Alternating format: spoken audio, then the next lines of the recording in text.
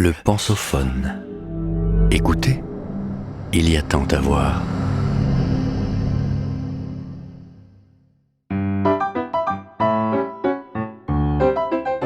Colette, une femme flamboyante.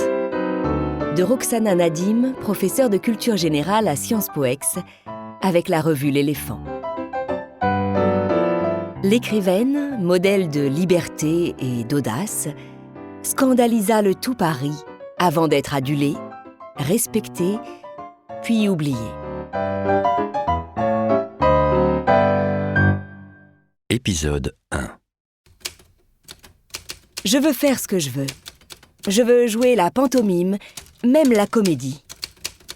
Je veux danser nue si le maillot me gêne et humilie ma plastique. Je veux me retirer dans une île s'il me plaît, ou fréquenter des dames qui vivent de leur charme. Je veux sourire à tous les visages aimables et m'écarter des gens laids, sales et qui sentent mauvais. Ainsi s'exprime un personnage féminin des vrilles de la vigne. On serait tenté d'y entendre la profession de foi de Colette, une femme solaire, sensuelle et aventureuse. Son entrée en littérature constitua un raz-de-marée. Ses débuts sur les planches furent tout aussi tapageurs. Elle fut aussi une journaliste talentueuse et aguerrie et marqua de sa patte le monde de la beauté et de la mode. Il faut entrer dans sa vie comme on entre au cœur d'une énigme, car Colette eut 1000 vies et elle mania le paradoxe avec habileté. Incarnation du génie féminin selon Julia Kristeva, elle pestait pourtant contre les féministes. Elle accusait le mariage d'asservir les femmes, vantait les amours libres et fut néanmoins mariée à 3 reprises. Scandaleuse durant plusieurs décennies, elle finit sa vie couverte d'honneurs et de distinctions officielles. Qui est donc cette écrivaine qui fut admirée par Proust, Sagan, Aragon, Gide, Beauvoir et qui semble avoir disparu de nos bibliothèques? J'appartiens à un pays que j'ai quitté. Sidonie Gabriel naît en 1873 en Bourgogne, à Saint-Sauveur-en-Puisaye. Elle est la petite dernière d'une famille aimante et ouverte d'esprit. Son père, le capitaine Jules-Joseph Colette, est un homme joyeux et cultivé. Républicain convaincu, il a participé à la Révolution de 1848, puis a mené une belle carrière dans l'armée avant d'être amputé d'une jambe suite à une action militaire malheureuse. Sa mère, Sidonie, dite Sido, est une libre penseuse et une athée convaincue. Certes, il lui arrive d'aller à la messe, mais elle prend toujours soin de cacher un roman dans son missel.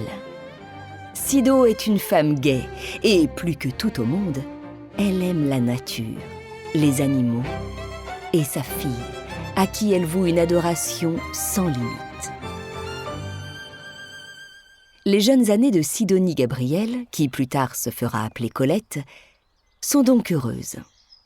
Elle passe de longues heures à observer les animaux du jardin et à grimper aux arbres, joue de la musique et apprend à lire dans les ouvrages de la bibliothèque familiale. Labiche, Hugo, Daudet et Balzac sont ses compagnons de rêverie. Profondément marquée par cette enfance rurale et insouciante, elle gardera toute sa vie l'accent rocailleux des gens de la campagne, attisant parfois les moqueries de certains pédants parisiens. Bien plus tard, lorsqu'elle sera une écrivaine reconnue, elle se rappellera avec nostalgie la terre de son enfance. Dans Les vrilles de la vigne, en 1908, elle écrit « J'appartiens à un pays que j'ai quitté.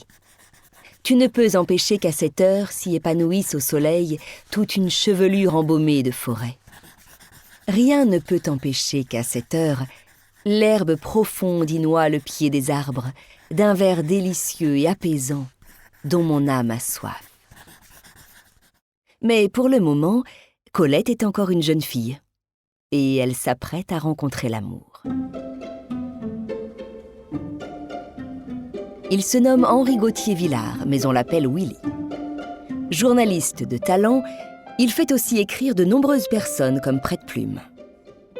Mondain et lettré, il fréquente les avant-gardes parisiennes, joue du piano, parle plusieurs langues et, comble du chic, fait faire ses chemises à Londres. Willy est bel homme, un peu fanfaron et très séducteur. À Paris, sa réputation de tombeur n'est plus à faire. Ami de la famille de Colette, il rencontre la jeune femme chez elle en Bourgogne. Ils tombent follement amoureux l'un de l'autre et se marient en 1893. Colette a 20 ans et elle s'installe à Paris. Colette est espiègle, cultivée, charismatique, et elle mettra Paris à ses pieds. L'arrivée à Paris est violente. Colette découvre tout à la fois l'état chaotique des finances de son nouveau foyer, une ville bruyante et bétonnée, une société hautaine et les nombreuses infidélités de son époux. Elle se sent comme un arbre qu'on aurait déraciné. Elle devient alors très amie avec Jean Lorrain, un écrivain à la réputation sulfureuse qui entreprend de faire son éducation. S'il l'emmène dans des bouges, il l'introduit aussi dans des salons littéraires, comme celui de Judith Gautier, la fille de Théophile. Colette prend alors son destin en main. Son mari est infidèle ? Elle le sera aussi. Le couple manque d'argent ? Elle travaillera à la correction d'articles. Quant à la société parisienne, Colette est espiègle, cultivée, charismatique, et elle mettra Paris à ses pieds. C'est ainsi qu'en quelques mois, Colette et Willy deviennent la coqueluche de la capitale.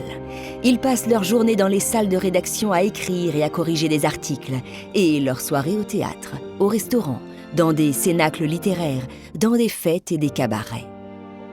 Un climat de gaieté et d'insouciance règne à Paris. Plus tard, on dira que c'était la belle époque.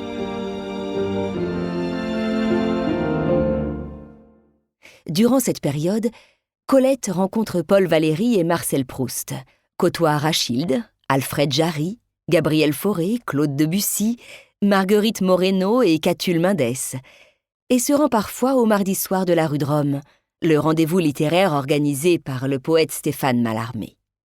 Elle vit ses premières amours féminines et commence à fréquenter les cercles saphiques. Willy et Colette partagent même parfois leur maîtresse. Mais cette vie flamboyante a un coût auquel le couple peine à subvenir. C'est alors que Willy suggère à sa femme de coucher sur le papier les souvenirs de son enfance. « Je m'appelle Claudine, j'habite Montigny. J'y suis née en 1884. Probablement je n'y mourrai pas. » C'est par cette phrase devenue culte que débute Claudine à l'école. Willy est surpris par la liberté de ton de sa femme, par la musicalité de sa prose, par la délicatesse de son style. Il abandonne néanmoins le manuscrit dans un tiroir. Colette reprend alors ses activités habituelles et décide de recevoir chez elle écrivains et artistes tous les dimanches à l'heure du thé. Sa carrière littéraire aurait pu s'arrêter là. Une vie de salon, des relations d'amitié avec des artistes, des piges et des corrections pour la presse et un manuscrit abandonné. Or, quelques années plus tard, en 1900, au moment de l'Exposition universelle de Paris, le texte de Colette est édité sous le nom de son époux.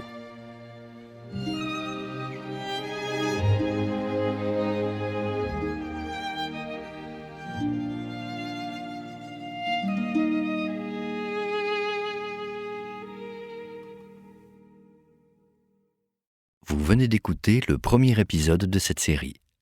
Retrouvez-en l'intégralité sur lepensophone.fr.